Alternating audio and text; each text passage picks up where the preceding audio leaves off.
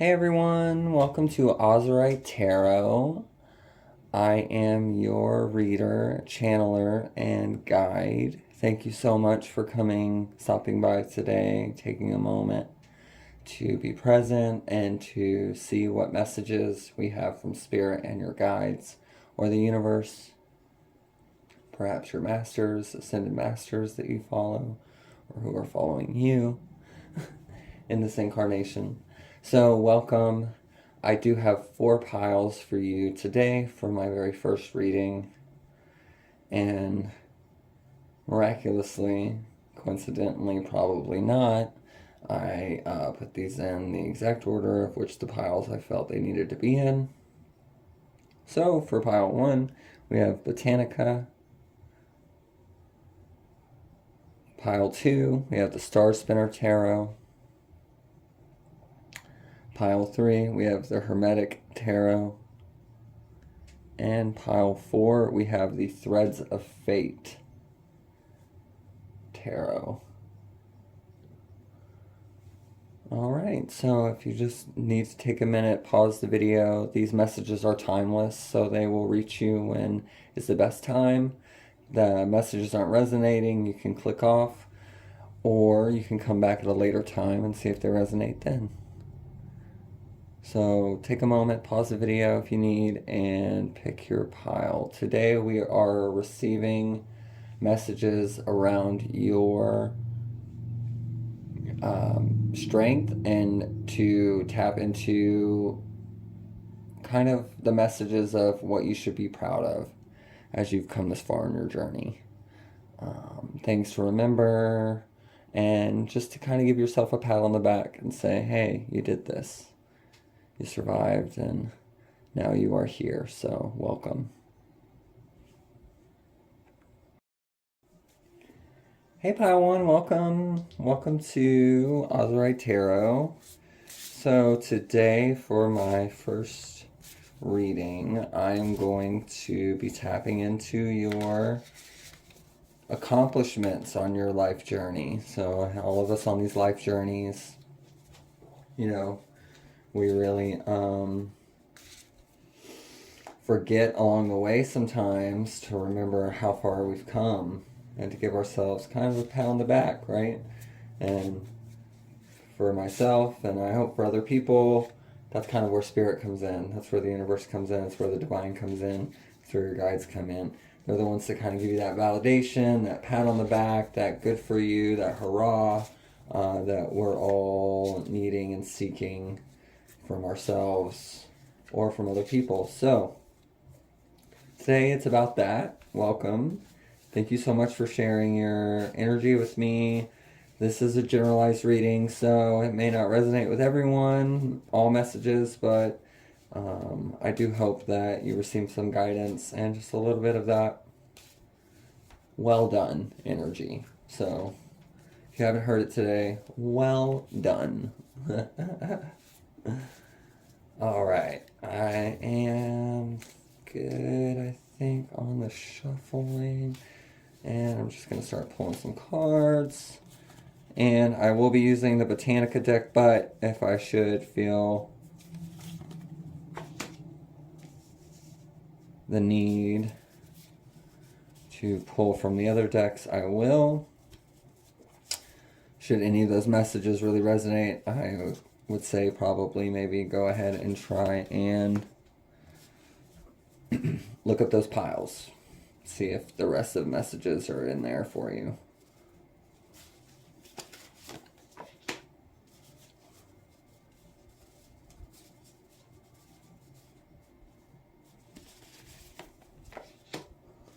Ooh, all right.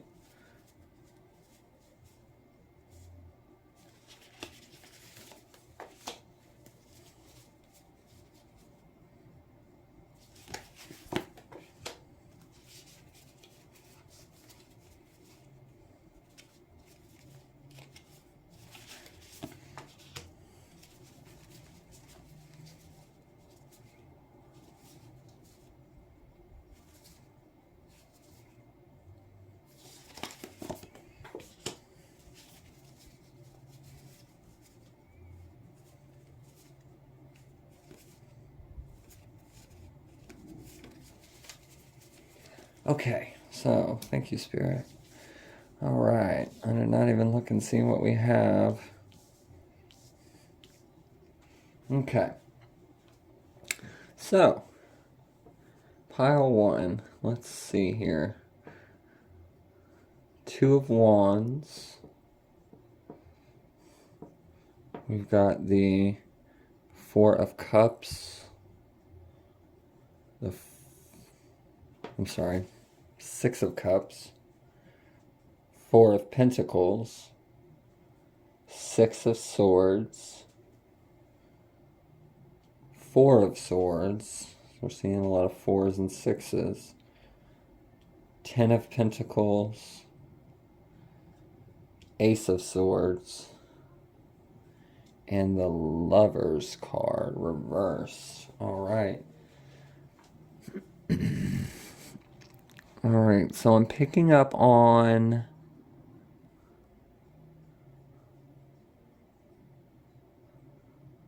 Looks like it would be I'm receiving a breakup. So I think that there was, for some of you, a very intense separation that you're currently in, just in, haven't been in for very long even. So just happened, or just happened recently.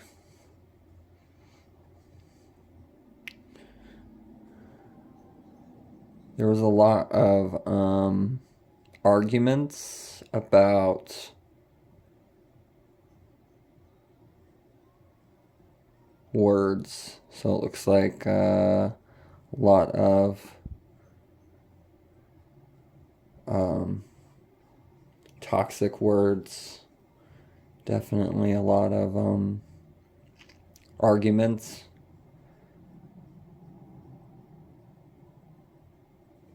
The 6 of Cups reversed shows that there's a lack of emotion within the words. And some issues with finances. So there's the dream of being successful financially, being secure financially, but the process of getting there is not working.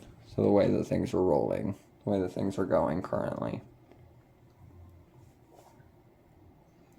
And so the great idea or the great plan here for the Ace of Swords was to separate. And not just separate like finances or like separate altogether.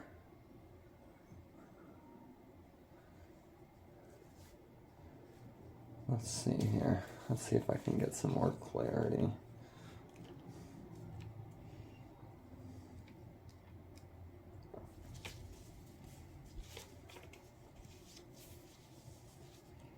Boldness, believe in one's own innate ability, embarking on a new adventure. Okay, so there was definitely at the beginning this like, we'll conquer the world, we'll take on the world together, we will go ahead and, we see a future together. And then the 2 represents love or partnership, sometimes soulmates, twin souls. So this was definitely something with the potential, or was and is very firmly rooted in future plans. And the new adventure was your relationship. But as things got more comfortable and time progressed while you were together,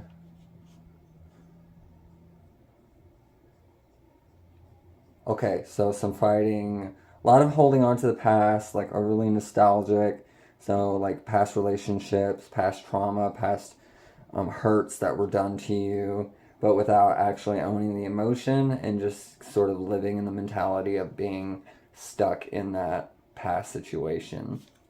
It's like with my complex PTSD, I will sometimes have flashbacks where I feel like I'm back in that situation.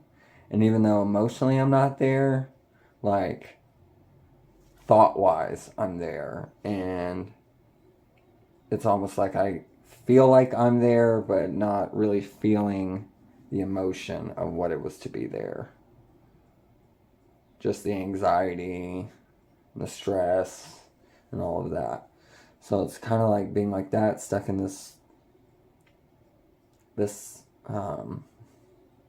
stuck in that kind of flashback situation.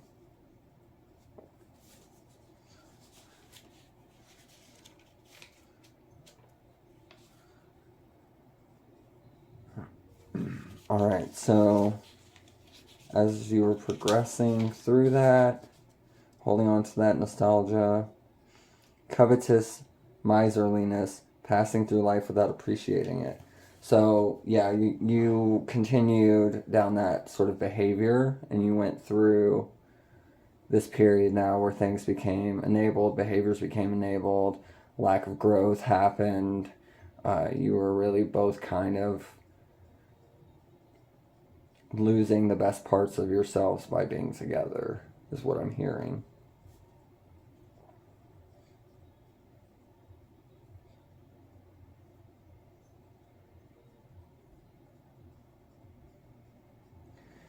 And then sort of holding on to like the resources that you did acquire, but having sort of an ownership over it. So never actually like merging your two worlds together, keeping them separate.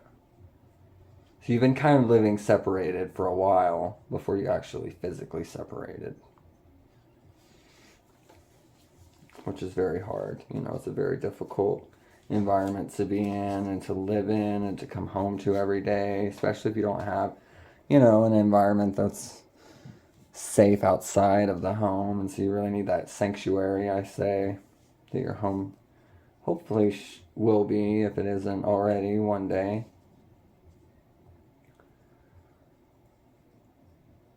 A retreat.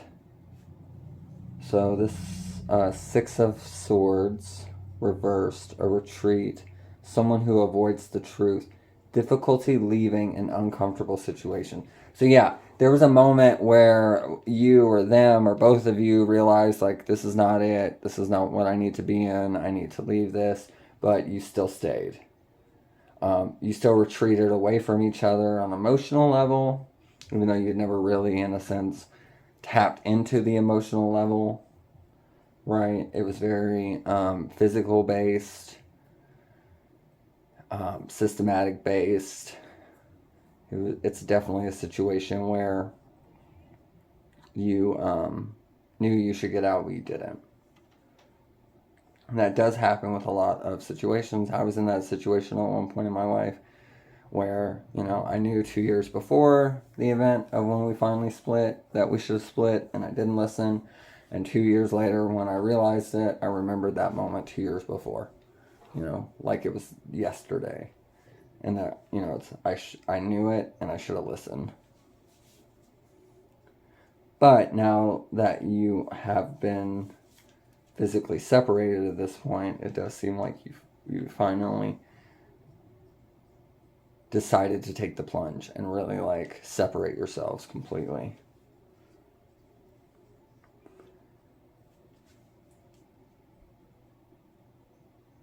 Four of Swords, a time for healing after battle, recuperation, a consolatory touch from someone who cares. This feels like you decided to separate, and so when you separated prior, maybe you had like a little bit of a trial separation, so you decided to go to like a family member's house or friend who's like a family member, I'm getting, but very family based. Maybe it was a parent, maybe it was someone who raised you, maybe that wasn't a parent, maybe it was a sibling, or I'm getting cousin for some people, definitely a cousin who, you know, really reached out and finally, who you called and said, hey, do you mind if I come stay at your place for a few days? And arranged that, and then went and sort of had that time to actually retreat and to move away from the environment.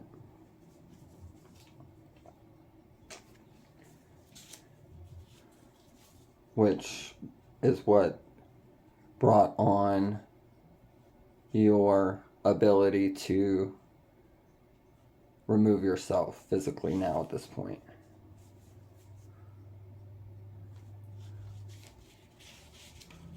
You know, it could even be somebody's doing it right now as I'm filming this, and, you know, packing up, heading out.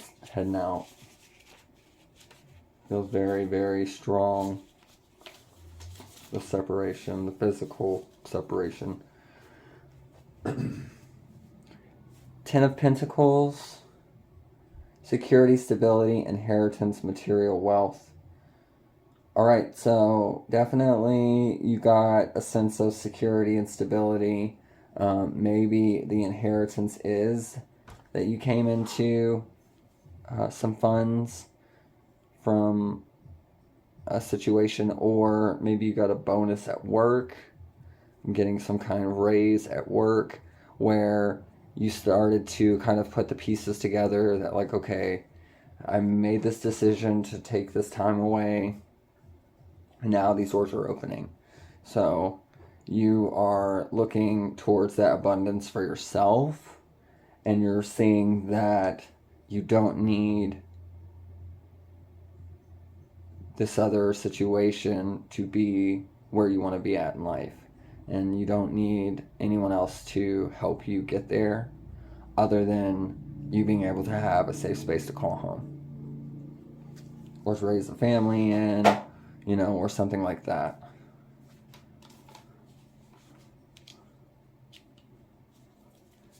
Alright, the Ace of Swords. Pure, unbending idealism, victory, achieving a true inner and outer peace of oneself, the power to love strongly. Okay, so yeah, you're definitely getting this power to love yourself. You're realizing that the inner and outer peace of oneself is the most important thing. Having a safe space to call home, having a place to put your head down at night where you feel safe, not having to be in conflict or high conflict all the time. Being able to naturally just exist without having to do any work or to do anything to receive conditional love, you know. So doing something for something or for love is conditional. And you're learning what unconditional love looks like and feels like from the people who are willing to help you, the people who are willing to speak up finally and tell you, you know, what they see as an outsider's point of view, which can be very empowering. That can really help us see, you know, especially if you're dealing with gaslighting or narcissism or abuse, you know, trigger, sorry about that, but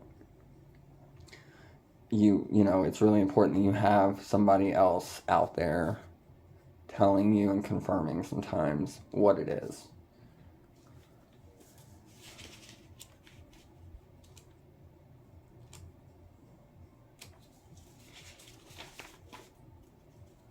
Alright, and then the Lover's card reversed. Going through the motions, lust without love, infidelity, the possible of betrayal. Lust without love, infidelity. So, quite possibly, either if you had continued on, or they or yourself did already step outside of the situation, or have the possibility of meeting someone while you are physically separated that you're interested in which case these cards are just reminding you, and I think this reading, you know, reminding you of how far you've come, to remind you that you're still discovering that self-love inside, that you don't need anyone else. You know, even if they seem like the one you've been waiting for, if they are, they could keep waiting a little longer, right? They could keep waiting a little longer for you to figure out who you are still and what you like, what you don't like, taking it slow, remembering, you know, the nostalgia, remembering this past, remembering the emotional depth that wasn't attained and that, you know, hasn't been attained yet. And then just remembering that, like, sometimes getting an outside perspective is the best perspective, right? And this reading could be that confirmation. It could be that validation that, like, you've come so far in this time and in this release. Spend that time getting to know yourself. Really, really deep dive. See what else needs to be handled and worked out and healed. And then when you are the person and see yourself and love yourself, you will automatically resonate. Sorry about that, y'all. You'll automatically resonate that person. So the, pat on the back is self-love, like, look how far you have come in such a short period compared to the rest of your life and discovered so much love. And it only took one or two people out there to remind you, and for spirit and your guides to remind you that keep, moving forward, keep going. Let's see if we have any more cards.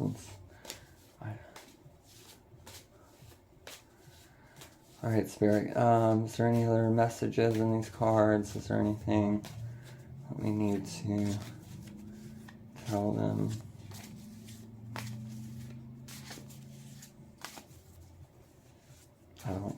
I don't feel anything.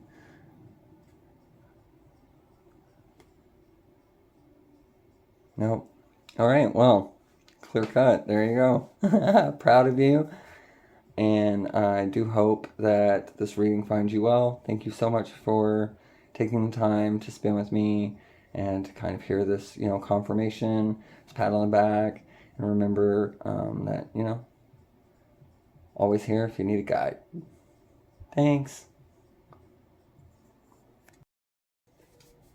Hey, Pile 2, welcome. Welcome to the reading. Today we are doing a video, we are doing a reading on your accomplishments recently in your life journey. So we all go through different obstacles, different experiences in our lives, but some of us go through similar ones. So today this is for you. This is going to be any accolades or pats on the back, anything Spirit or your guides or the universe would like for you to know. So, welcome. Someone hasn't told you today, I'm proud of you for all you've done, how far you've come. And remember in your journey and in your accomplishments and successes to, remind yourself of how far you've come.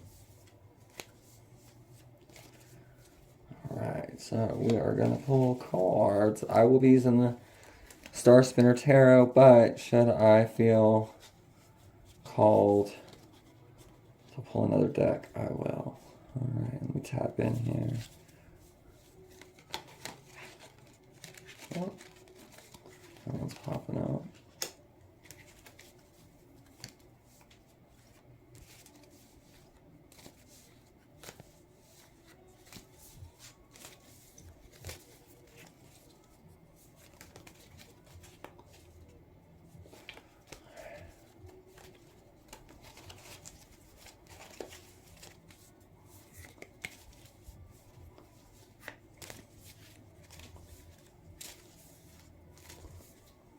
Shuffle for a second, I want to tap in,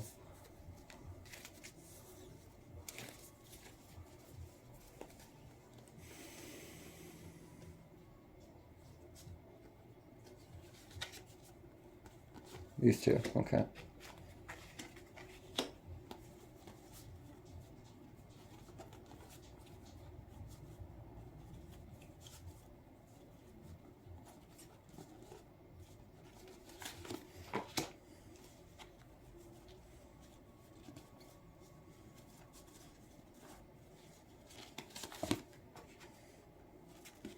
Nope. Close. There we go.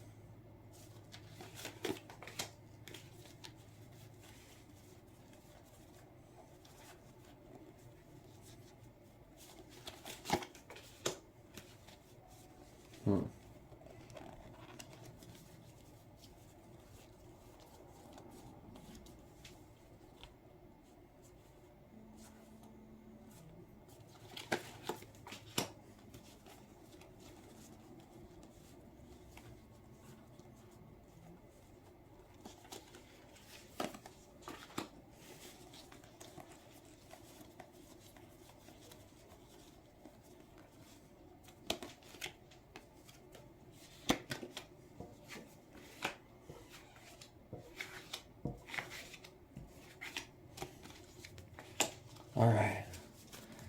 Apologies, y'all. So, let's see what we've got. I don't even look at the cards when I turn them. I just feel for them. And then pull them. So, I got it. 3 of Swords reversed.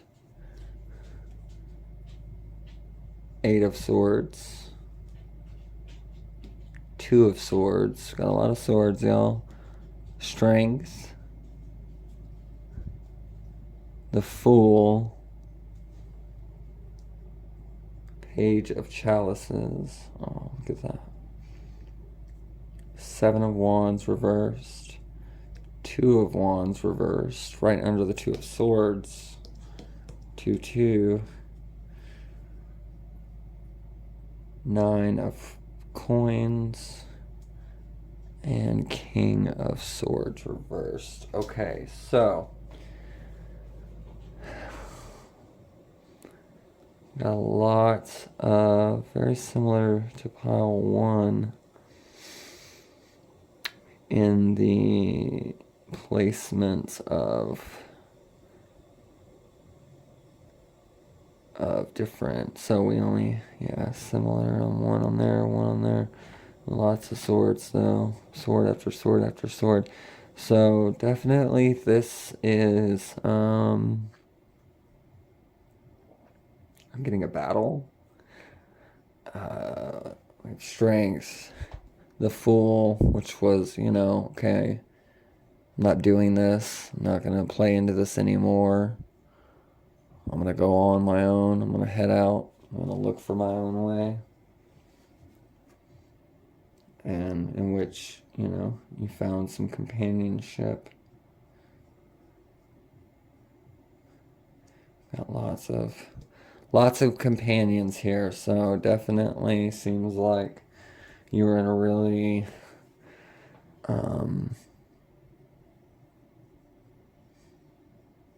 toxic situation, boundary control issues.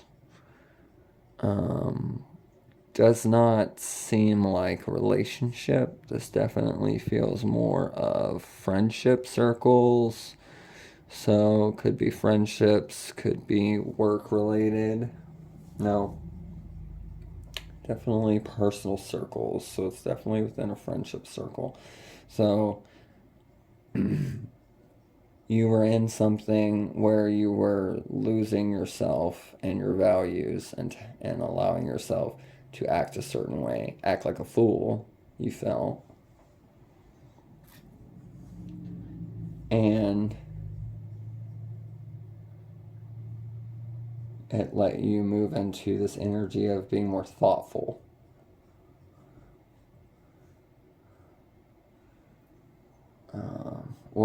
More emotional, more in touch with your emotions, which allowed you to decide to go ahead and, change and start moving away from that energy, which opened you up to companionship. Again, you're looking for companionship. Got it.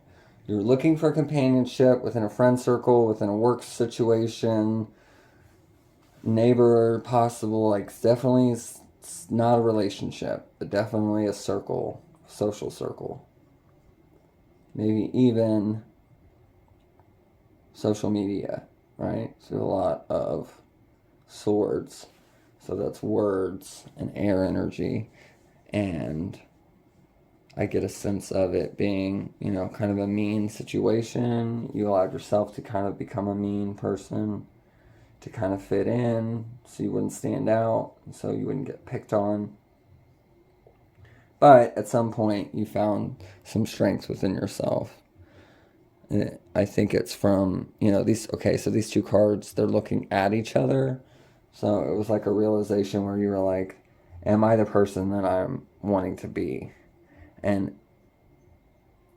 Or am I allowing myself to become a person that I don't want to be or that I don't recognize?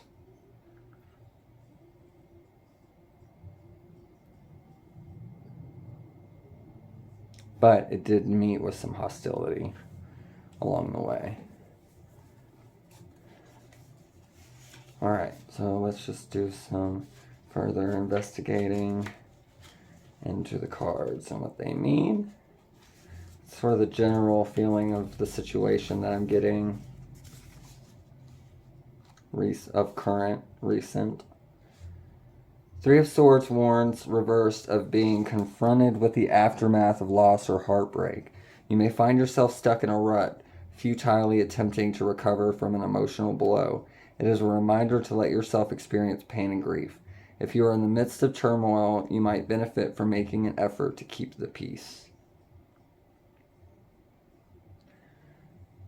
So you definitely found yourself stuck in a rut, which kept you from moving away from kind of the same fear vibration or same type of fear, level of fear that other people around you exhibit, or these people, especially in this group or social circle.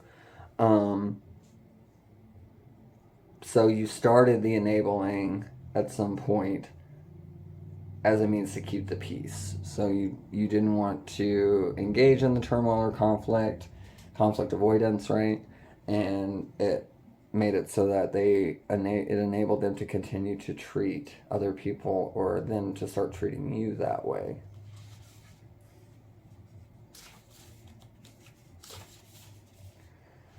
Eight of Swords reveals that you are caught. You are trapped in your own bad habits, your deceptions, and your denials.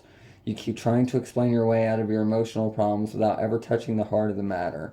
This vicious cycle is emboldened by people in your orbit who make you doubt your feelings. Okay, so definitely some imposter syndrome, it seems, making you think that like your feelings weren't valid, or that they didn't belong to you, and that you weren't in control of your feelings. Definitely more of that error sense and not really in touch with the emotional, because with this Page of Cups here, like, you're over emotional well of emotion, and if you're not able to tap into that, then it really stunts your growth and it really makes you feel less than. So you just kept trying to explain yourself out of your emotional problems without actually getting any deeper than it just being in your head, right? Or maybe you're too emotional anyway, and that's why you were told you were emotional before, and so you were too scared to ever actually tap into that emotion and allow that emotion to be real for you and to be part of your process.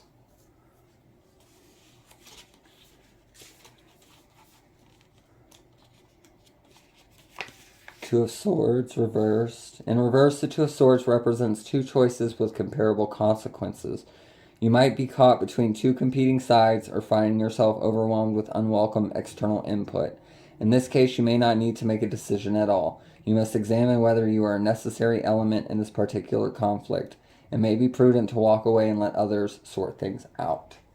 So you reached a moment where you're like, okay, maybe this isn't me, maybe this isn't the best way I could have handled this whole time. You kind of checked in with yourself for the first time, and that made you second guess, whether or not keeping quiet to keep the peace or walking away. So it was either I could stay here and keep repeating this type of behavior and hopefully it works itself out, or I could just walk away completely. But I do think that you had trouble deciding either way. And then in which case there had to have been some kind of moment or experience that happened here that caused you to, or sort of forced you to tap into your strength, or to tap into the strength of your emotion.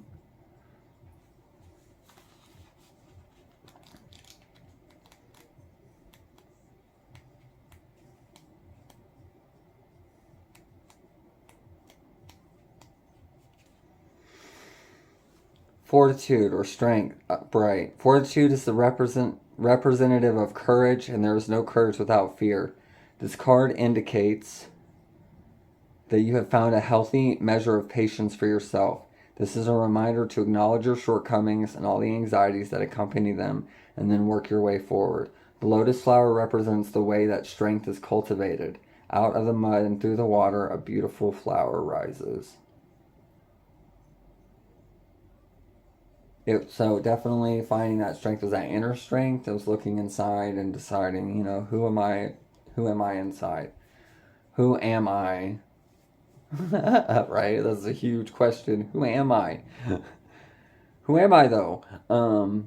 So you definitely did that, and it was just enough for you to take that time to really look inside and compare and contrast, like, who am I with these people, and then who am I on my own? Who am I becoming? And am I going to be that person if I continue to be around these people?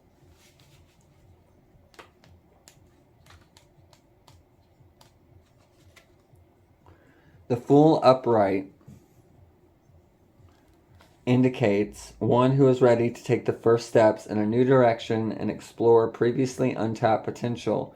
There is a deep naivety about the Fool, representing someone who lives in the moment and looks ahead only to positive possibilities. The impetus to move forward is only done on a whim, plain and simple. The optimistic nature of this card is buoyed by a bit of good luck and a predilection for adventure.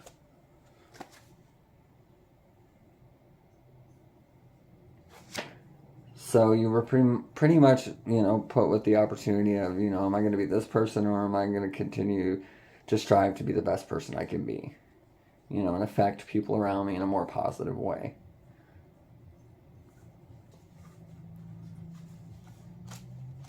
Part of that, you know, is really being able to tap into and use empathy. So I think you were definitely starting to realize that your empathy needed to be worked on, that maybe you weren't connecting the way that you wanted to with people. The Page of Chalices embodies a childlike excitement at prospective emotional connections. Decisions are led by a sense of optimism and naivety. The card indicates wonderment and appeals to the part of you that indulges in following your dreams. It signifies a good time to meet someone new and favors impulsiveness and letting one's intuition lead. So continue, yes, you've started and are already on this path of running towards that person that you're meant to be. And it seems exciting now. It seems like, you know, you're already feeling that sense of like, wow, I really did that. Like I really walked away, or have started to walk away, or really feel a sense of closure coming to this situation and this circle and this social, you know, construct that you're in. And this could also be like, for some of you, it may be society in general, you know, and what we've put up as systems in our society that do not work and that limit people and limit other people's ability to express themselves wholly and fully. And that could be this for some of y'all. It's like realizing you are a different gender, or you're a different orientation, or you're different from who you've had to be in these circles around these other people, and that you've sort of quieted down, and now you're finding kind of that magic in opening yourself up to anything and everything, and all positive and all possibilities. Which I think, you know, is a process. I myself kind of went something like that, very similar. And, you know, I do think this Seven of Wands reverse is probably a bit of old behaviors or old thought patterns coming up. The struggle proves, Seven of Wands reversed. The struggle proves to be too much, and you are overwhelmed for the effort of defending yourself. You are plagued with self-doubt and feelings of inadequacy. This loss of position is a blow to your self-esteem, and your confidence is shattered. You have yielded to the will of others despite your ethical or moral reservations. So there may have been a few times where you kind of second-guessed, or you backtracked a little bit, which is, you know, everyone does that. It takes days, weeks even, to replace a behavior pattern or a behavior with something else. And sometimes it's even myself, right? Being connected to spirit, giving these messages. Like sometimes I'll go inside my own head or let someone else's energy or thoughts or decisions or feelings about me intercede, and then I'll feel like, well, maybe I'm not this, or maybe I don't have this, or maybe I'm just this, right? And I do that imposter syndrome where I go back into believing what everyone else said about me and to me as though they were me and knew me, but they didn't, you know.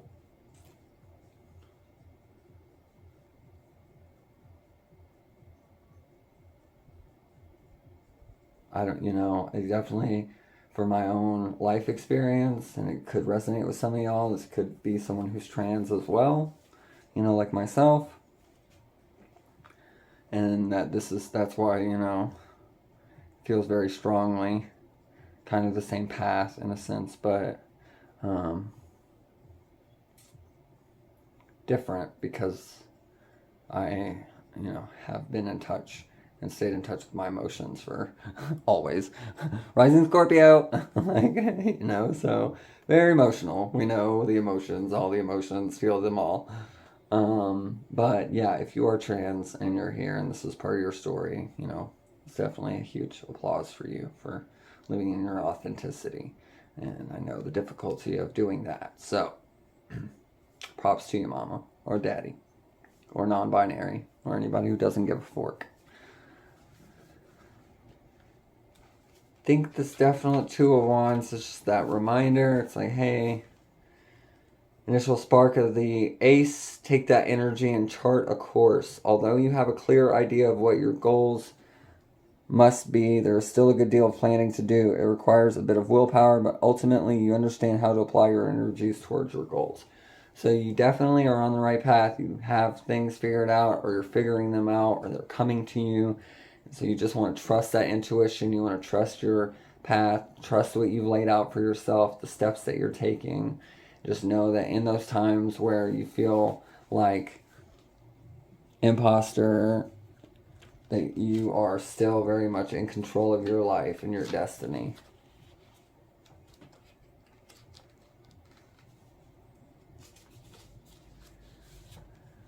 Nine of Coins.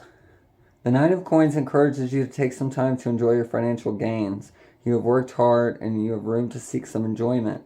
It might be an opportune time to splurge and treat yourself to something special. This card speaks to strong self-worth. You have appraised yourself highly, and every bit of that confidence has been hard-earned. There you go. So you've definitely found that self-worth. You're still finding that self-worth. You have that feeling of what that self-worth feels like now. And you're able to see quite clearly the end of the tunnel, right? The light at the end of the tunnel. You're able to see that not far off is who you're tuning to be, who you are aligning to be, and who you are allowing yourself to show other people that you are, which is very powerful. Especially if there are people who are stuck in that circle that you've left, and that you've walked away from.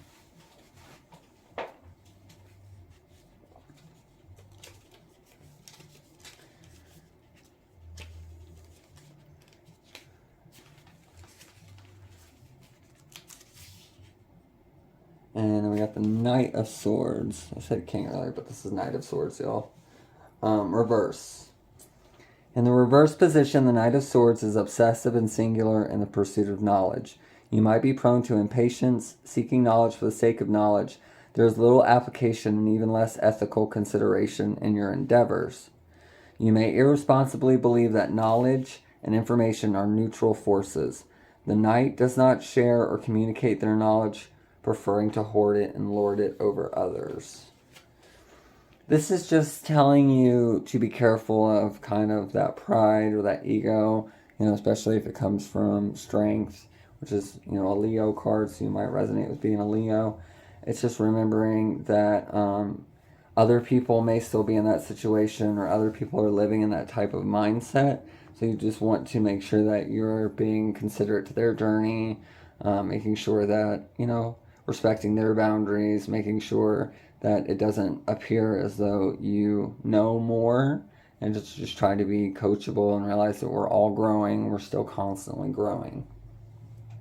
Maybe this reading kind of was that help to kind of, check the ego a little and say, hey, I have come this far. Applause, but I'm still, still on a journey of life and still on the path of ascension. So definitely just want to say that I know from personal experience, getting up and walking away from situations can be very difficult, and imposter syndrome can be very difficult.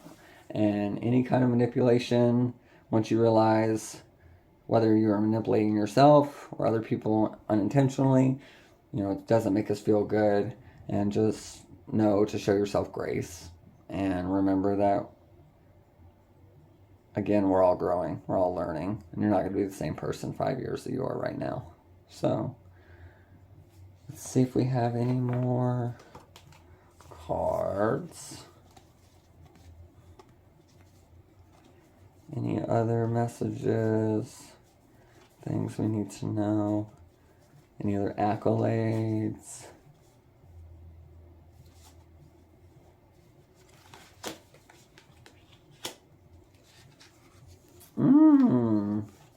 The moon.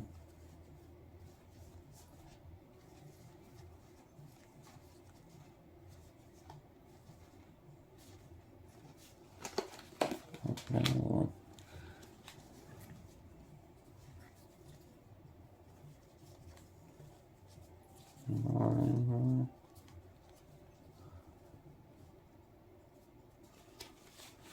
One more. Okay. Alright. And let's see here. Actually, the back of the deck. Ten of Swords. Okay. So the moon, definitely emotion. So it looks like you are still learning your emotion, learning to tap into your emotion, learning to use your emotion in a positive way. That's helpful. Page of Wands. I want to see what this is. The moon. The moon is the card of dreams. Though you cannot know every bend in your path, continue to aspire and imagine. Precious little is illuminated by moonlight. This also means you may be led by your fears and anxieties. The moon is represented here by a faithful wife who once guarded a seed of immortality for her husband. The moon is her home. Follow her guidance and trust your instincts. Page of Wands. Reversed. Though you have earnestly longed to pursue something new, life keeps getting in the way. In this position, the Page of Wands is an indication that your potential remains untapped. You feel that your creative impulses are left to wilt, and you have not yet acquired the knowledge or skill necessary to cultivate your passion. So definitely you're still learning, still vibing, still gathering knowledge. Not too much knowledge so you feel like you're using it against people, but just the knowledge that sits and resonates with you. And again, tapping into that power, that untapped potential, that emotional wellspring that you have allowed yourself here to see that you own.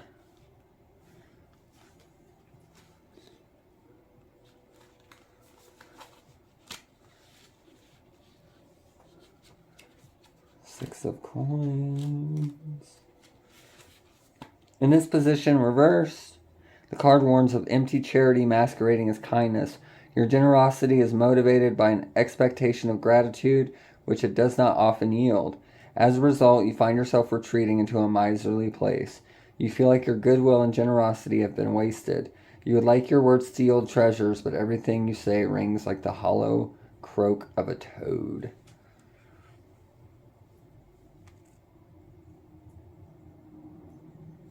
These feelings are, so it does seem like you're going to have some of kind of what I was talking about earlier with those flashbacks. It's going to feel like in certain situations like you're still trapped in this, but it's not. It's when you're needing to follow that intuition and guidance and allow that to guide you versus this feeling of trapped or being in your head.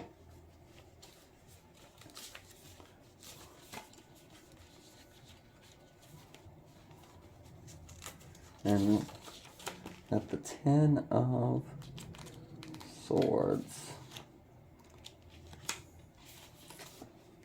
The 10 of Swords represents a painful conclusion. This card indicates a harsh defeat.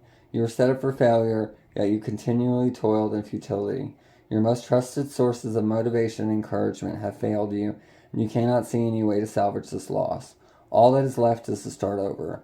It's time to accept this reality and be ready to move on. Don't get stuck in the cycle, right? Currently, like the path shows that, you have the potential of still being stuck. So you're still like relatively new at this whole being out on your own or being away or tapping into your self-worth. So don't forget the self-worth, right? Don't forget that that's your pat on the back. Like you walked away from some things that were very difficult and chose yourself. So make sure, as long as you're choosing yourself and choosing your intuition and not the things around you, whether it be other people coming back saying, hey, you should make up with this person, or this person really misses you, anything like that, really just remember who you are and stand firm, because it's very strong. So that's all I have for you, Pile 2. Thank you so much for sharing your energy with me, and hope this resonated with some of you. And give me a like or subscribe, and I will see you next time. Thank you. Bye.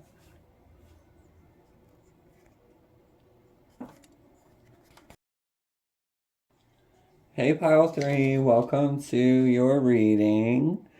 Today, for my first reading for the channel, I am tapping into, what are the big accomplishments that you've done on your life journey thus far, or recently at least. We're all on our life journey. We're all having to overcome obstacles. And it could be very exhausting, but sometimes we just need to remember how far we've come, be reminded of the journey, and really just give ourselves a pat on the back, right? Give ourselves the accolades that maybe we don't get from other people, or maybe we're able to open ourselves up to from other people once we start giving ourselves that grace.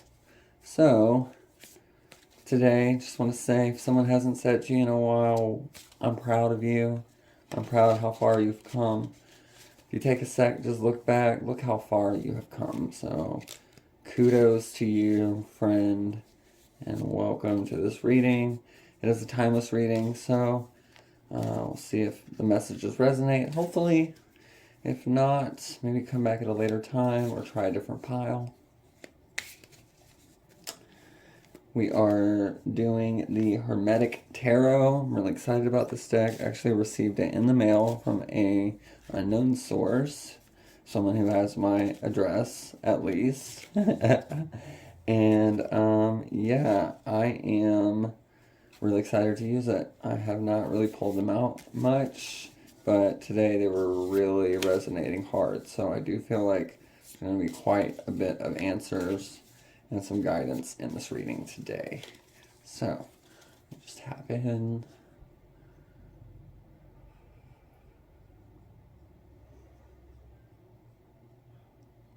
Alright.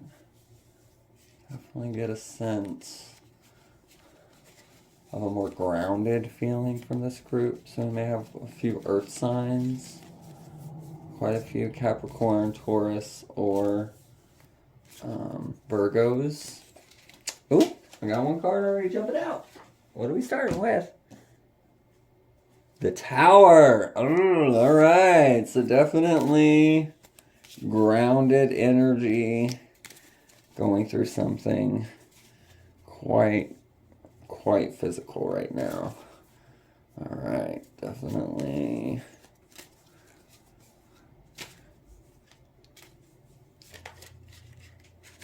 Okay.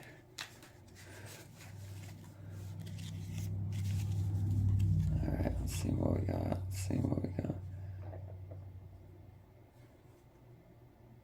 These two. Okay. This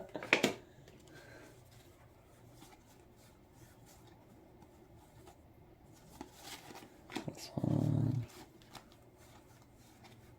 Oof. Okay, normally, and then the other piles, I have not looked at the cards as I placed them, but I just saw that death card, so.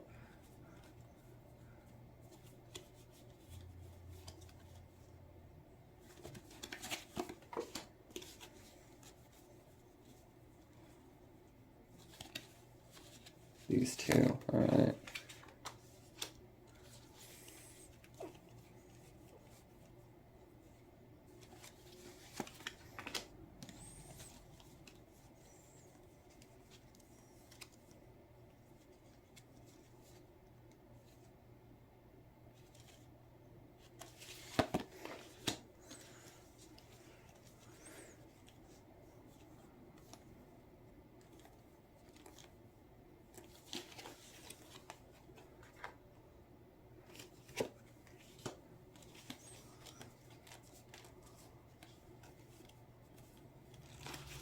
And the back of the deck, the Hierophant. Okay, well, we got quite a few more cards out of this reading than the others, so other piles. Alright, got the Tower. Got quite a few major arcana here. You got a lot of major arcana, so it seems like quite a few court cards. So this does look like it is a huge shift. I'm getting like a huge timeline shift, right? Like multiple shifts are happening. Almost like an overwhelming sense of too much happening going on, right? That grounded energy is fixed. So it's a fixed energy. So we're definitely, so we've got the Scorpio card here, fixed. No, Virgo, mutable. How many fixed cards do we have? This feels Earth fixed, so Queen of Earth. Oh, we got Pentacles, Pentacles, Pentacles, Pentacles. Okay, Earth. Definitely Earth. Very little cups, so not much emotion being tapped into. But again, Scorpio energy, so it's a fixed emotion.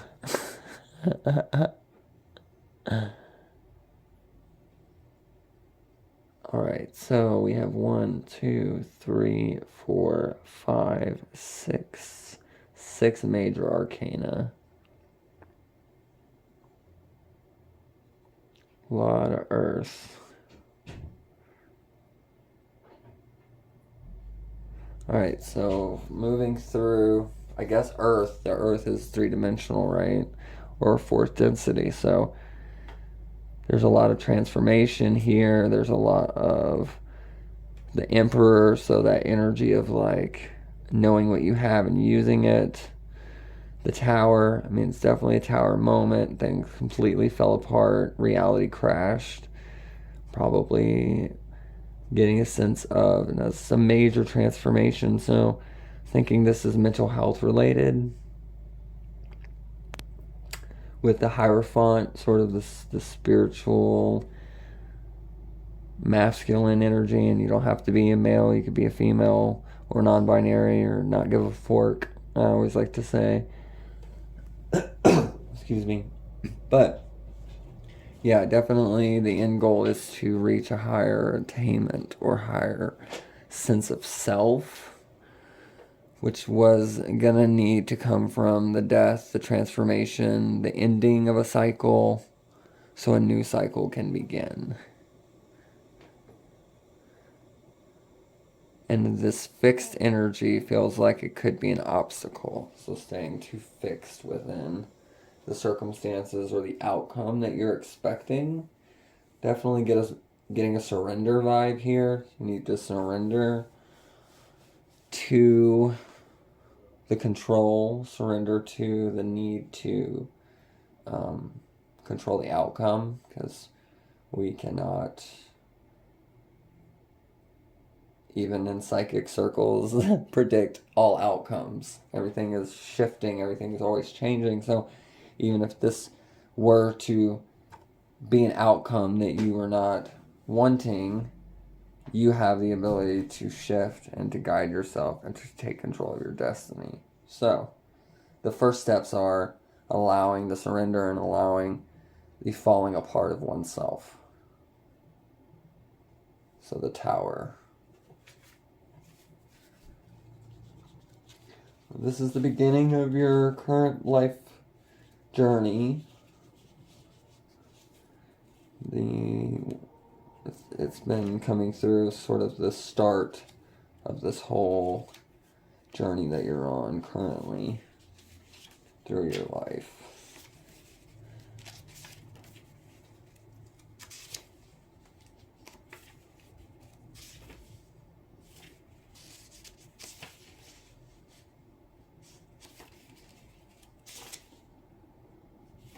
Okay.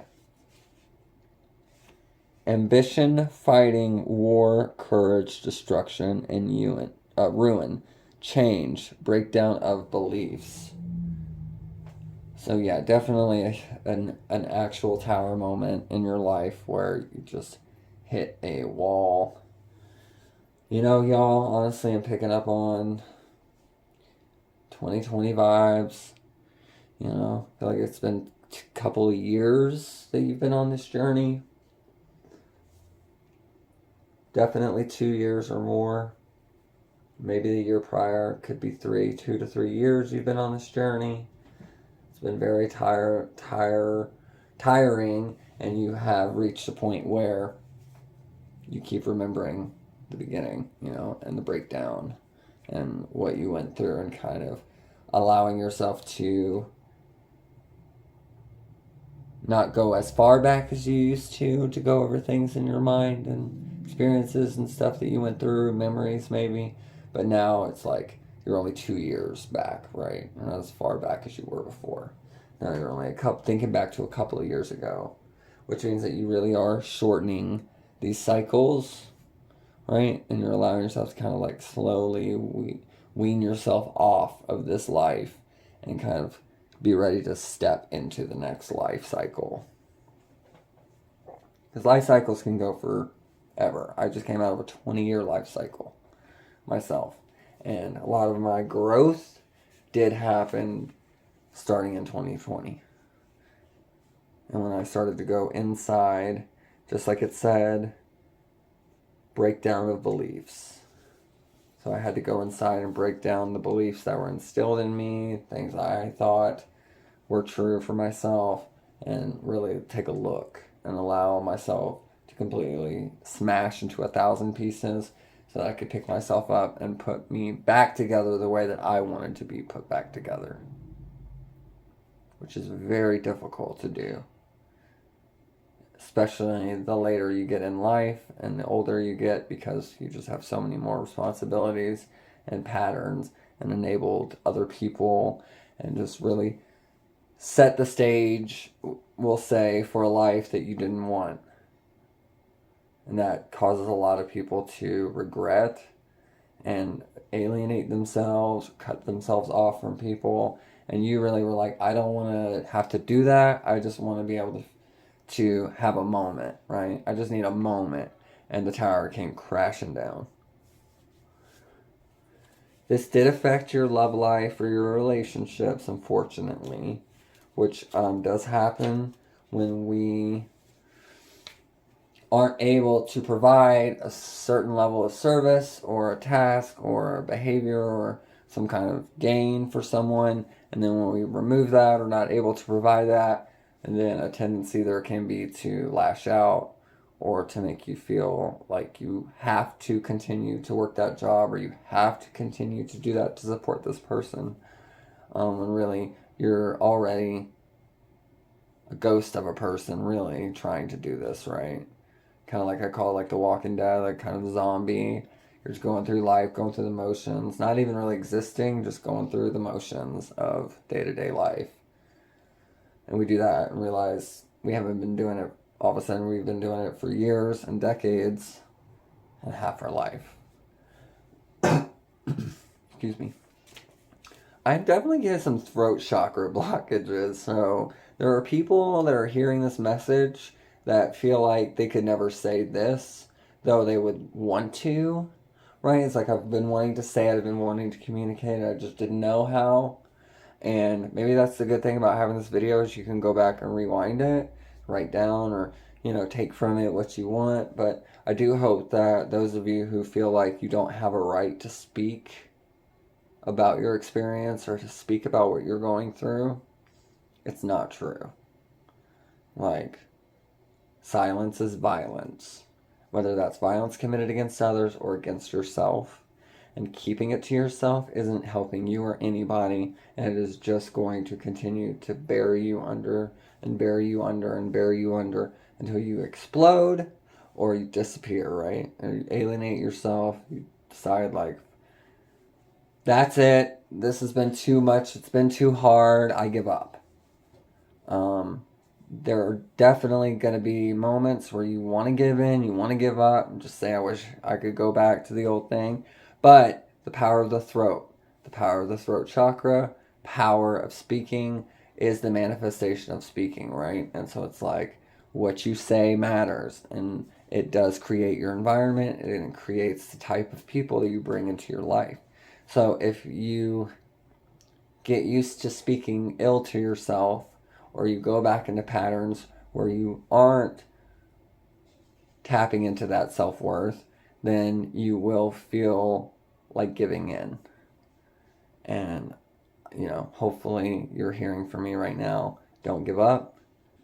It's difficult. It's so stressful. And I promise you, when you reach the end and you look and you take that breath and you go, oh my goodness, that was the hardest thing I ever had to heal from, or I had to go through, or you realize, like life was happening for you to get to you to be who you are right now in this moment, or 5 years from now. And you take that breath of life and you say, I did that, I freaking did that. I conquered that. And you'll really feel that sense of like it's over and you're out. And when you're moving through life cycles or timelines like y'all are, you have to remember that you're not always out when you think you're out, but when you're out, you know that you're stepping into that other life. And there's gonna be that moment where you're going from one into the other, and it's almost like being on one of those moving sidewalks in the airport, right? And like everyone knows when you step on, it gives you a little jolt, and you got to get used to it. You walk across it, stand there or whatever, but when you're getting off, there's always that timing, or an escalator, right? It's like you get that timing to where you want to catch your balance, right? And catch the speed of gravity and like really allow yourself to catch yourself and to really time it, or it gets funky and you trip and you're like, oh my gosh, I did it. I said I wasn't going to do that. And then you do it and then you laugh. You're like, I'm silly. I said I wasn't going to do that and I did it. And then at that point, your self-worth's definitely in check, because if you could laugh at yourself for doing something silly instead of shame yourself, you're on a roll. Y'all, we haven't even read the second card yet. 17 minutes in. Y'all are getting a lot more messages and a lot more guidance from Spirit than the other piles. I will say that. It's definitely coming through strong. So, the Lovers. The Lovers card pertains to Sagittarius and Gemini. Inspiration, motivation, love, beauty, action, impulse, harmony.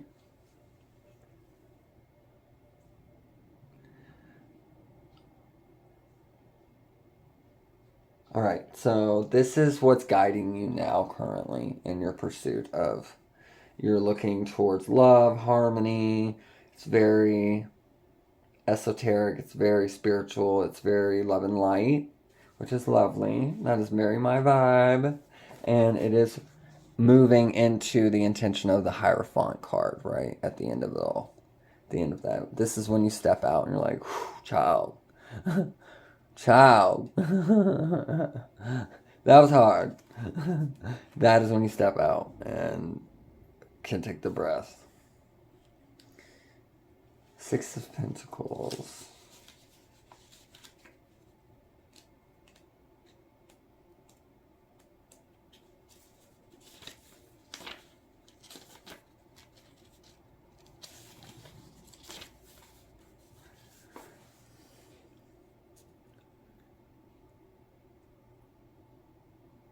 Success and gain in material undertakings, power, influence, rank, nobility, rule over people, fortunate, successful, just, and liberal.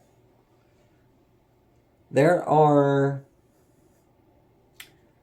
opportunities presenting themselves now that you've moved into this intention of the love and light, of moving into a different way of being.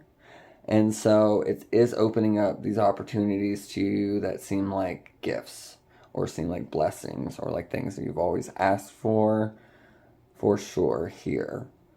That is definitely a guidance for you. It's letting you know that like, hey, yeah, you know, this is part of it, right? It's like, you know, you get to do that thing. You get to DJ, or you get to, you know, be a host, or you get to, you know, write the next bestseller, you know, be the next horror fiction writer of this generation. And now, you know, you're seeing that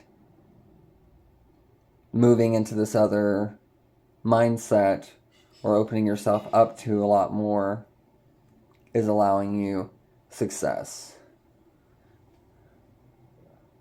Now, like in all awakenings or in all timeline shifts and all of that, do have a series of initiations. We have those things, those repeating situations, work situations, life situations, romance, relationship situations, where you do go into a series of, tests, right? It's like, did you learn your lesson? Is this something that we need to go over again before you step over into this other life? And for some things, like, you really can't do a do-over. Like, you have to learn it, or you're not stepping into that next timeline or into that next life cycle. So with death and transformation, that is something where it's like involuntary change, destruction again. So it's not even gonna feel like this tower moment where you broke down, in a sense, with yourself.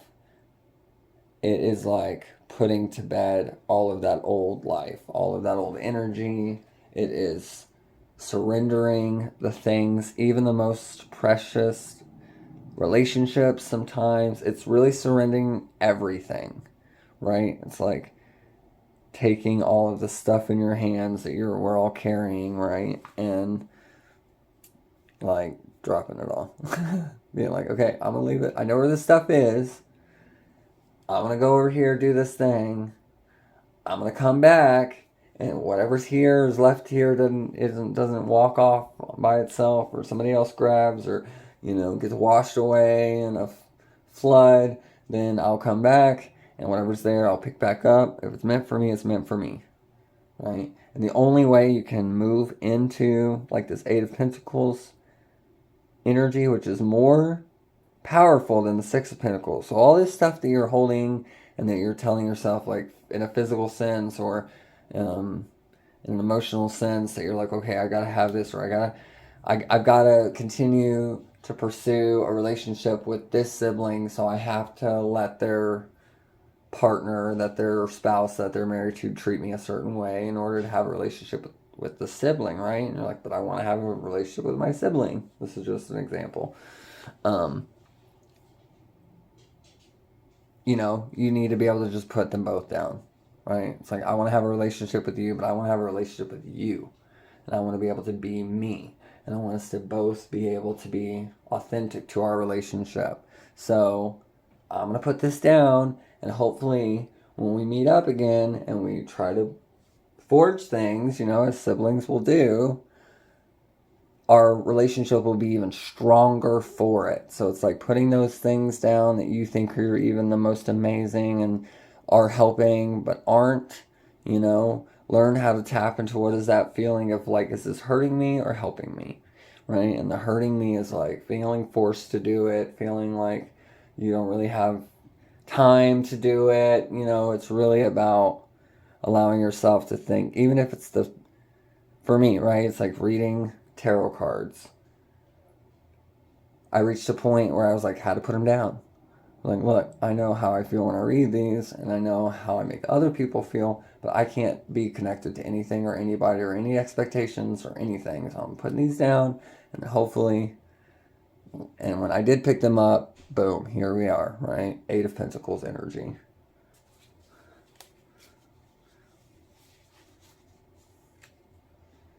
So surrendering in the death is so important. It really is. You have to surrender in the death. It's the best time to do it, because if you don't, then you're going to have to do it later anyway. So you might as well do it beforehand, so that when you come out of the death cycle, or you come out of that death transition ending into the new beginning, you could step in having already worked it all out.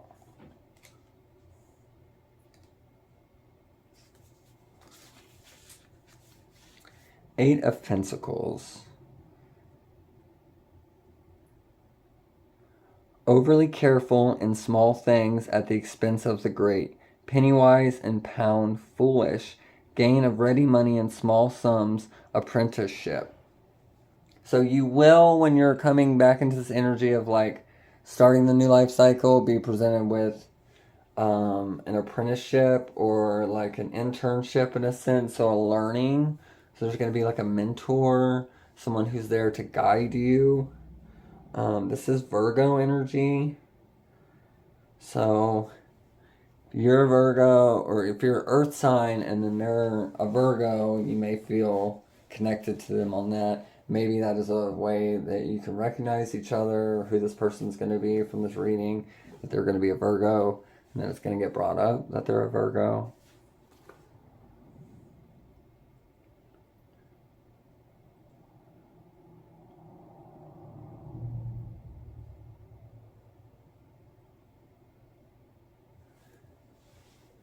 Could be a job.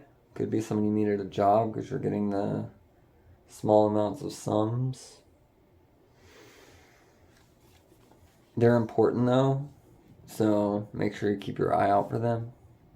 They're going to be kind of your sign that like you're in that new life cycle or moving between both, because that period in between both can be a while. You don't even know that you're in both, and you start recognizing the difference of the two. So they are your sign. So you're headed in the right direction.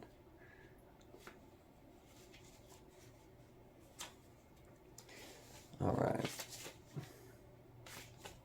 All right.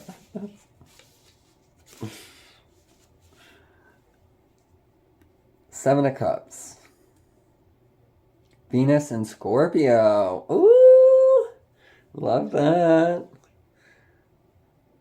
Fantasy, wishful thinking, deception at the moment of apparent victory, neutralized victory, illusionary success, lying, promises unfilled, drunkenness, violence against women, selfish dissipation, deception in love and friendship, success often gained but not followed up. So these are all things you're going to be noticing in your old cycle, things that you notice in other people as you're traversing into your new one, which is going to open you up to deciding like, okay, because you ultimately have to make the decision whether or not you're going to go with the old life cycle or if you're going to come into the new life cycle. No one else can make that decision.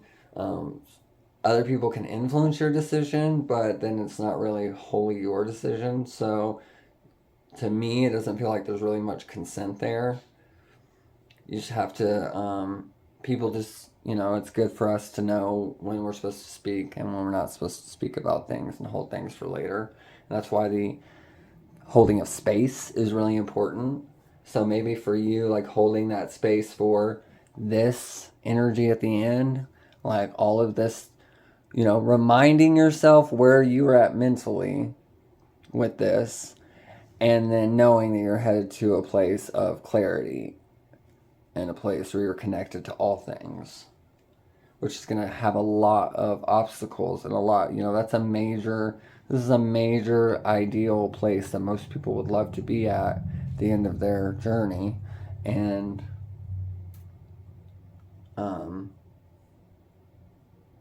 this is, a beautiful idea of what it should be, I think, for myself even, right? I'm definitely going to say high priestess energy, because she's trans. I'm trans, so it's like, I like the high priestess energy, who goes with the Hierophant. The Seven of Cups, though, it is definitely letting you know that you're going to notice how other people allow that behavior around you, and just kind of hold space for them. Don't judge them, but just really know that, like, hey, remember you were there and what it was like. And that, you could be a guidance for them, an assistance for them, to remind them when they get further on down the path and realize and start waking up and realizing, like, hey, this isn't the life I want anymore, and start making, the same decisions. And they're going to be able to remind themselves of your journey, right? And being able to see what you came through at the end will really help empower those people that are stuck there without you feeling like you're abandoning them or leaving them behind. Which may be a reason why you might judge yourself, because you're like, well, maybe if I'm going ahead, what about everyone else? And we can't wait on anyone. Like, we have to go and just know that they'll catch up, right? They'll get there if they get there, and if they don't, then that was part of their journey. That was part of their life lesson in their life. And hopefully they'll have you or someone around to see that makes them realize what doing the work is really worth and how it really does pay off in the end, especially with all of these opportunities that are going to come back.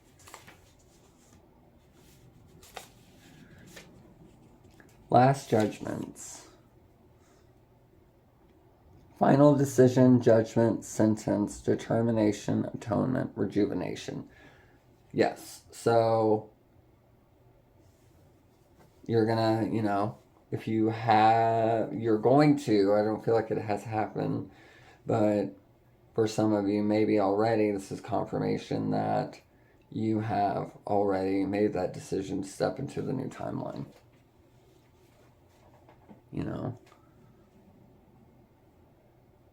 Like, taking that next step is what leads you into that Emperor energy, which is like, now I know what I have, now I'm using it. These things that I put down, allowed the transformation and death, came in with, a mentor or guide, was reminded of what I was leaving behind, made the choice, and now I am picking things back up and using them. And that Aries fire energy, too. They definitely have a mixture of the earth, fire, not much water still, but, well, there's some major water cards there. So. Emperor.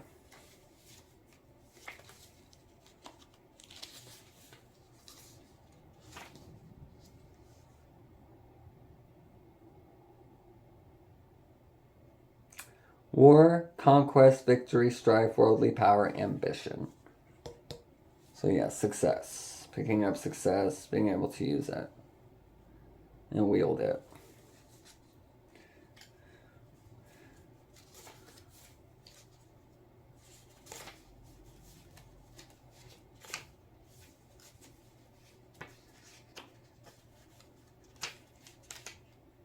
I definitely gotta go through this a little faster, y'all, because you could tell I haven't used it much. The deck. Scorpio and Sagittarius here. Generous, impetuous, departure, active, fierce. Sweet. So picking up that power, knowing you have the power, using that power, and focusing that power into your goals and your dreams.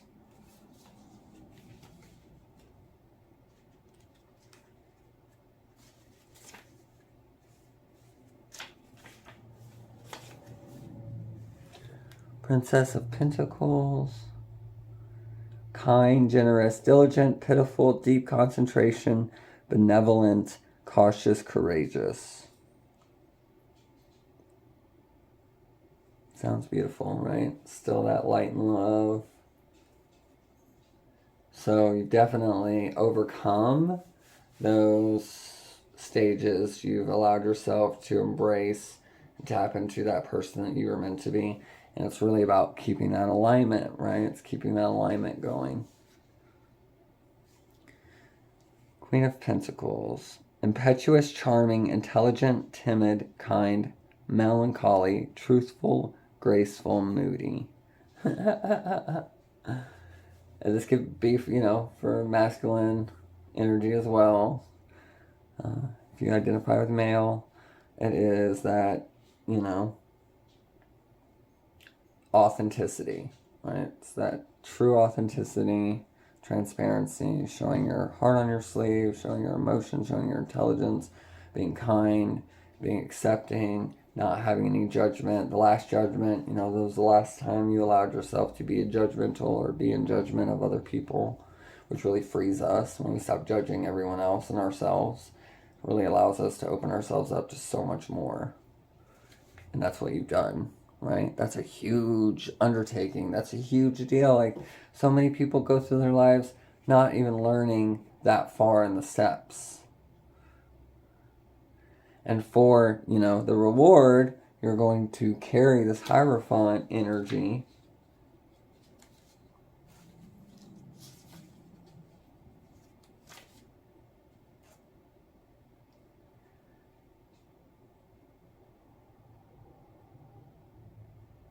The seated figure wears the papal tiara.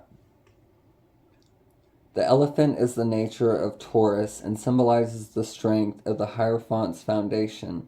The star-shaped figure at the top of the card is the monogram of Hermetic truth and also represents the seal of the macrocosm. The diagram is actually two triangles formed into a six-pointed star, the seal of Solomon and the Star of David. The pentagram to the right is the seal of the macrocosm. The microcosm is man and his will. He is a reflection of the universe, which is the macrocosm. The Hierophant holds in his hand the philosophical triple-crossed wand, which represents the particular knowledge essential to all magical work that unites the microcosm with the macrocosm. Each ring of the aeons of Isis, Osiris, and Horus. With his right hand, the Hierophant gives the sign of occult wisdom. The symbol at the foot of the card is a horned sigil of Taurus. Meanings: divine wisdom, manifestation, ritualism, teaching, explanation, kindness, timidity. So, very much kind of this and the similar of the Princess of Pentacles, but now the Hierophant. Allowing for the surrender of more and stepping into a higher power. And this definitely feels like a spiritual awakening. This definitely feels like a spiritual sense. So that's why a lot of the density changes, timeline shifts, like all of this sense of breaking down, coming together, it is for sure more spiritually based, which is probably why these cards were jumping out at me so hardcore. Probably. Any more cards? Do we have any more cards? So yeah, the awakening process is exhausting. You do reach a point sometimes where you feel like you're going nuts, or you're just like, oh my gosh, what's happening to me? Am I way more off than I thought before when I had this tower moment? Oh.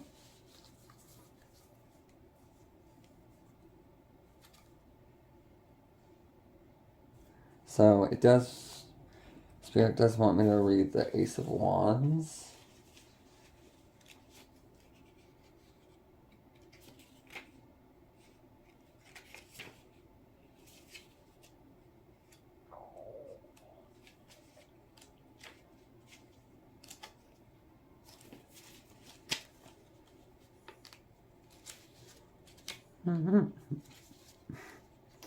Holy Spirit's just playing with me. Like, nah, I just wanted to hear you and watch you go through the book again.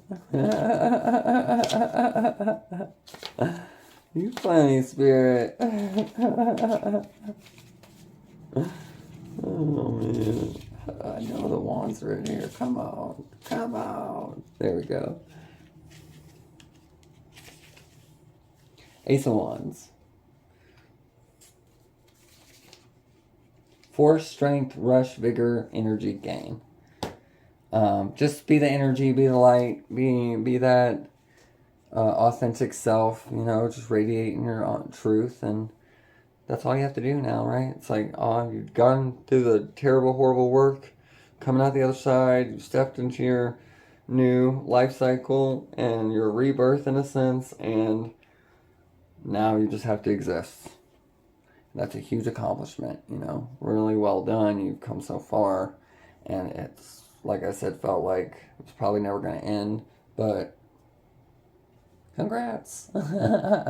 Kudos. All right, y'all. Thank you so much for joining me, for sharing your energy. And I will see you soon.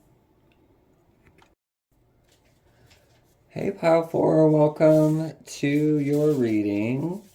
So, in my excitement of the intro, I realized that with this deck, the Threads of Fate is an oracle deck. So I did say tarot deck, but it is an oracle deck. So this reading is going to go a little bit differently than the other piles. So if you chose this pile, then you are probably an adventure seeker. You are probably someone who enjoys taking a chance and a risk. And I applaud you for that. We are doing in our reading today the message of, you know, how far you've come in your life journey thus far recently. Some of those accolades, just those pats on the back. You know, really acknowledging the journey and how far you've come and really embracing that and being proud of yourself for that. So I applaud you. I do want to say I'm proud of you for your journey and for how you've come far and for all of the life lessons and all of the times where you really just wanted to give up. If you're feeling that now, I do hope that this reading and these messages from Spirit, your guides, the universe, or even from your higher self will show you that you are on the right track. So, welcome. Alright, definitely have a sense of the energy here.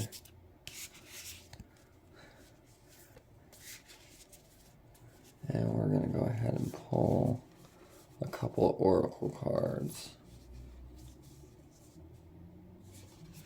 We will probably be pulling from other decks as well.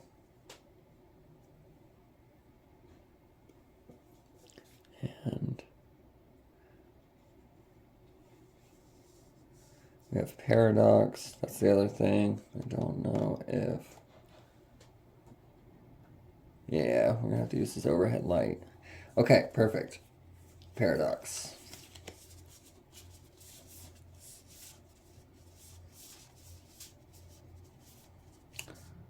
Definitely my pile of thinkers, achievers, outside of the box.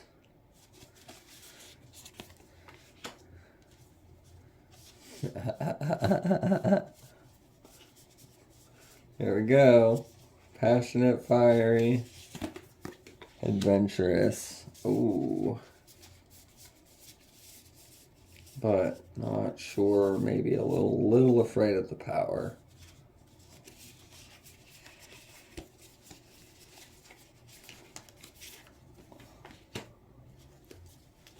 Oh, coming to a portal.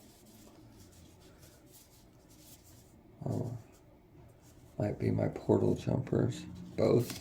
Okay, well, maybe we are going to get quite a few cards here.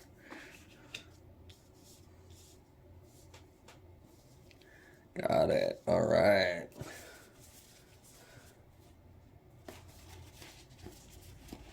Okay. These two are jumping out. Oh, wow. Okay.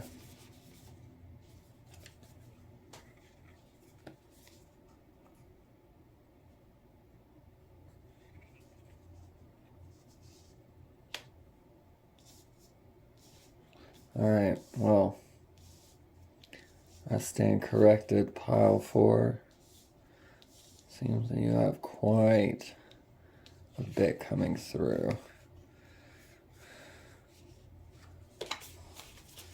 All right. There we go. Wow. Energy. Very old energy. So, truth seekers, truth tellers, you are definitely full of wisdom. You have the ability to traverse multiple timelines, realities, planes. A seeker who feels lost at times. What am I seeking? What am I exploring, though? Which leads to the transformation and then in tune with the universe. I'm definitely getting a starseed lightworker energy from y'all. So this is very higher plane existence. You have, you're in touch with a lot of guides. You have a lot of masters.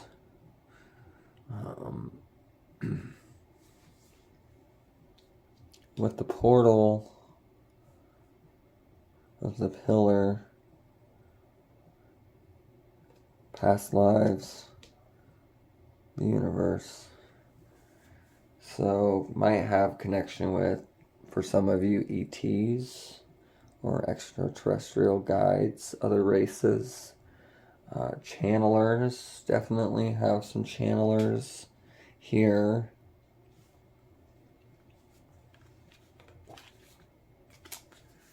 These are also a lot of major cards.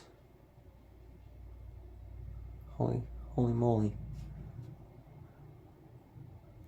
These are all majors.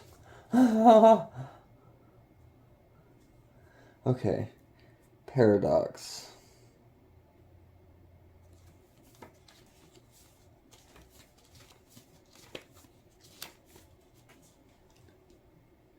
This card is a reminder that we can hold two extremes at the same time.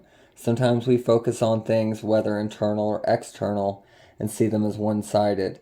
But to hold the paradox within us requires strength. To see our most brilliant qualities and our most ugly, to acknowledge that they both live within us, is a gateway to growth. So you've already had stepped into that power or that gateway going towards the pillar here. So at the very beginning of your recent journey.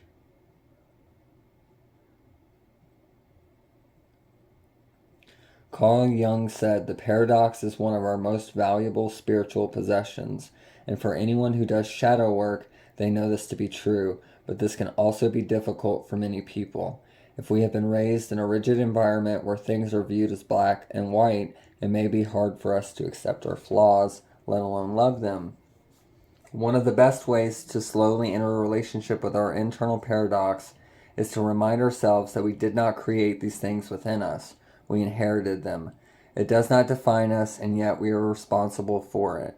To work more deeply with what types of thoughts you have more of, positive or negative. From there, find the polar extreme."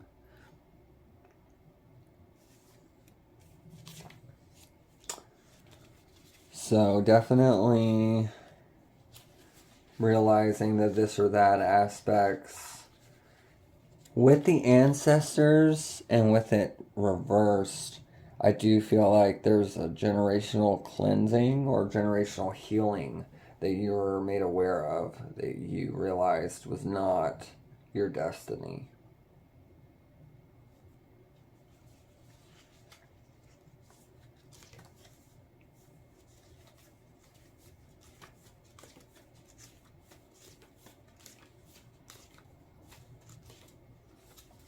The wildling.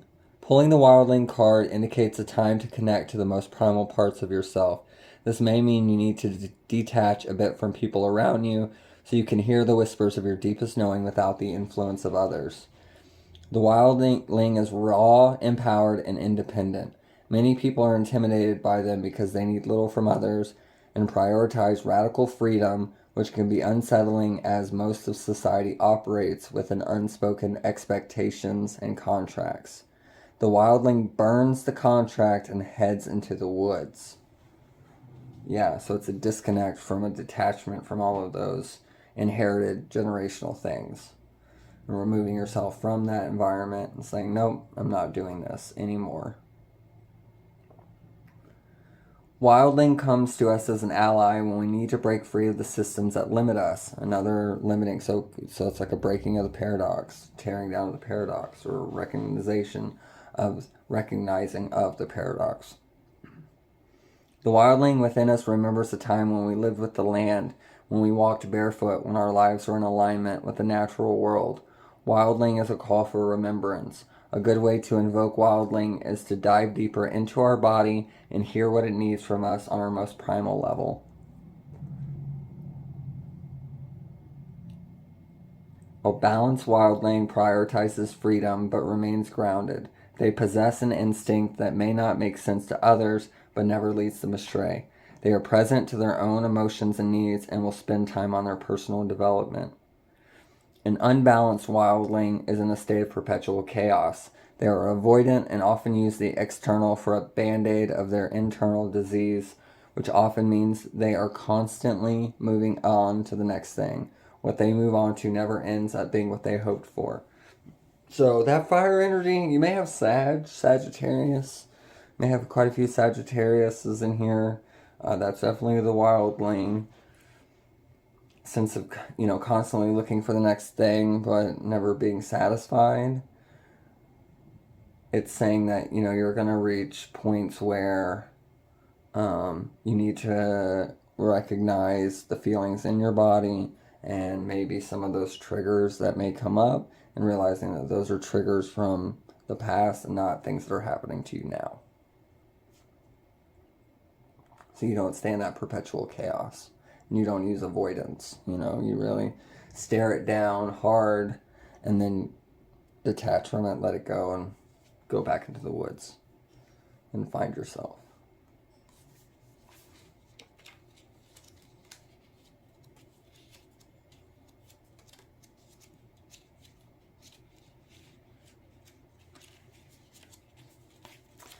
All right, your third card, Power.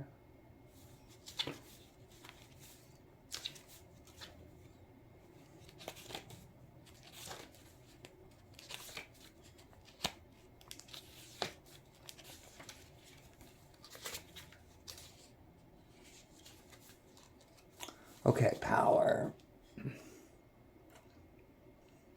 You're more powerful than you could imagine. This card serves as a reminder that within you lies an infinite well of power that you can source whenever you choose.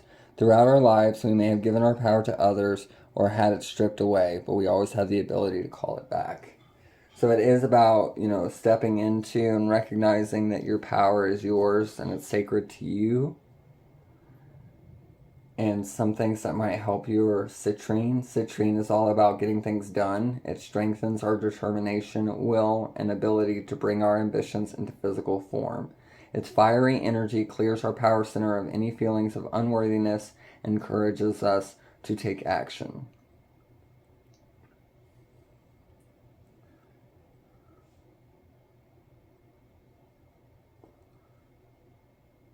When you're able to realize that power that you get from detaching and going into the woods, you can have without having to go back into the woods, that's when you'll really recognize that you have that power all the time. And that power resonates in you and is there now, right? You don't have to detach anymore. You could just discern right then and there, this is not mine, this is yours, or that does not align with me, and then be able to do it in a way that you feel like you're heard and set boundaries and feel like you're not reverting to old behavior patterns.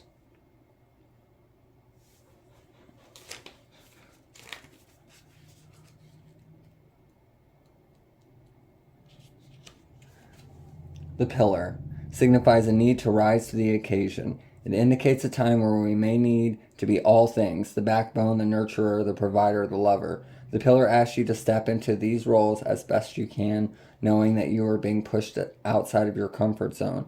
You will learn just how capable you are, right, with that power. It is time where we take our gifts to new heights and learn that our perceived flaws are just that, perceived. If you have been resisting a new opportunity or role that has presented itself, it is time to step into it and trust that you will learn as you go. This is also a time where our container grows. We learn just how much space we can hold for ourselves and for others. Continue to listen to yourself, fill your own cup so you can be there for others, but do not forget to push yourself. Balanced pillar energy is being able to wear many hats, to hold space for family and community, but doing these things with empowered boundaries, right? Exactly what I'm saying. So set those boundaries. It is placing your personal well-being and needs first, knowing that your service will be better because of it. If you find yourself in the shadow of a pillar, ask yourself, where can I soften? Where can I put up boundaries? What are my personal needs? And how can I go about meeting those for myself? Holding space is so powerful for this, especially when you're generational trauma, holding space for your ancestors, future generations. You're really thinking, like, how are the future generations going to be affected? And you could work yourself into a tizzy trying to think of that. How is what I'm doing any good for anybody else other than myself? But just know that setting those boundaries is probably the first time anyone's ever done that for them or with them, right? And it's a learning experience for everyone. So it's just like setting those boundaries and then sticking with the boundaries and not allowing them to be washed over or run over or wiped away.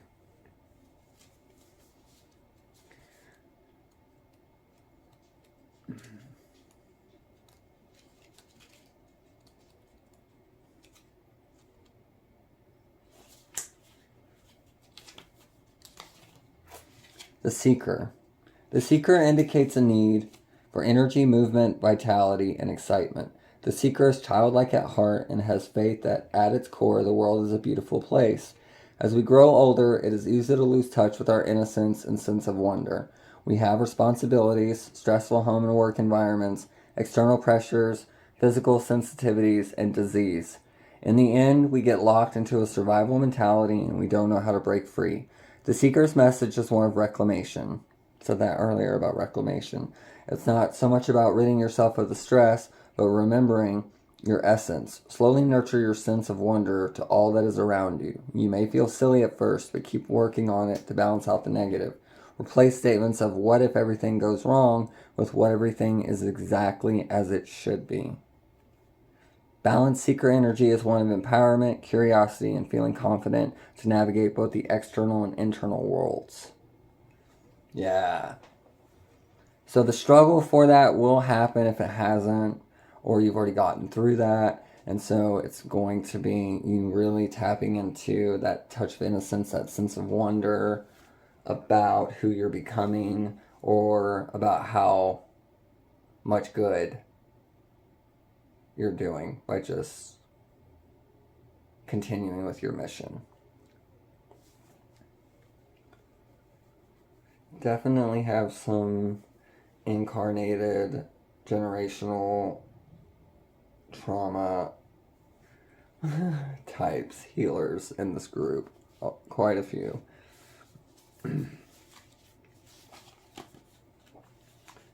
Very difficult work. Especially when you're aware of it.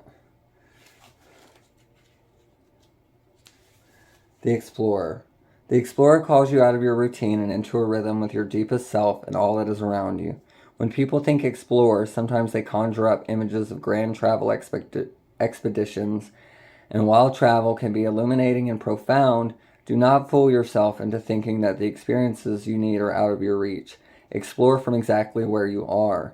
Explore on your own by doing new things and projects. Explore your current environment, even if it's just taking a different route on your way to work.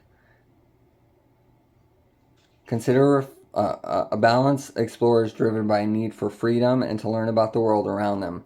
They do not like to be bound by society's expectations. Instead, they prefer that their external world reflects their internal world of mystery and curiosity. Explorers may also have a tendency to refuse to sacrifice their freedom in the immediate, risking their ability to survive, build for the future. If this resonates with you, consider spending more time in solitude with no distractions. Allow for stillness, see what needs to be unearthed around you. So probably call for grounding, meditation. Definitely want to take some time for yourself, separate yourself sometimes from other people's energies, and really like get back in touch with, who you are and where you're at. And like this kind of, something like this to kind of remind you like how far you've come. Like, wow, this is me. Like, oh gosh, I did do that. Oh, that. Somebody recognizes that is very powerful and very exhausting to go through. It's really about showing you that you've come a long way in this lifetime and many others, and now you're really aligning everything and really seeing everything for what it truly is and what the whole journey has been all of these times. It's really that sense of like life's happening for you and not to you.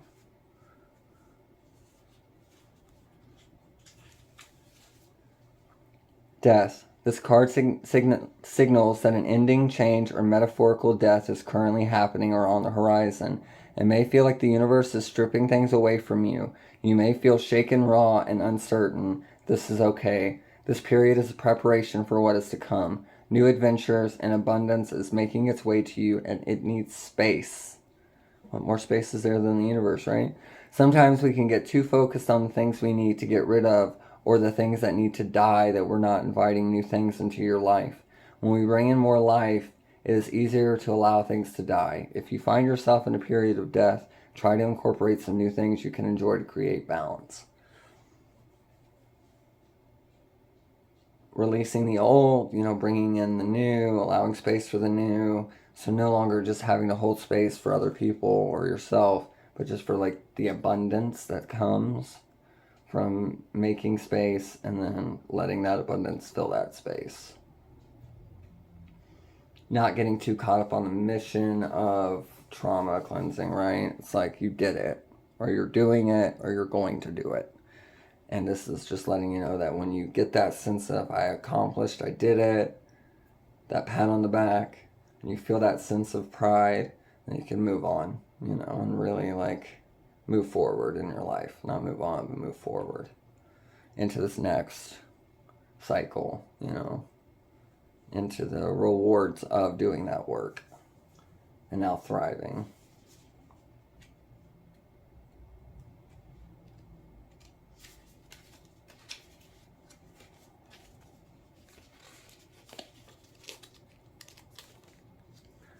The universe. This card asks you to fully trust that there's a plan for you and that you have support of the unseen.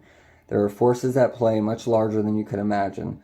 Surrender to that which you cannot control and trust in the idea that Spirit is always orchestrating what is most needed.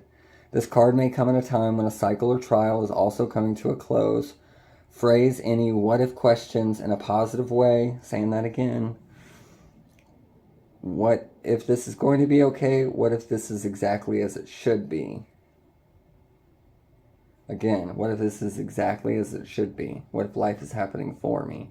Sometimes we become paralyzed in the practical world because we are waiting for Spirit to show us the way.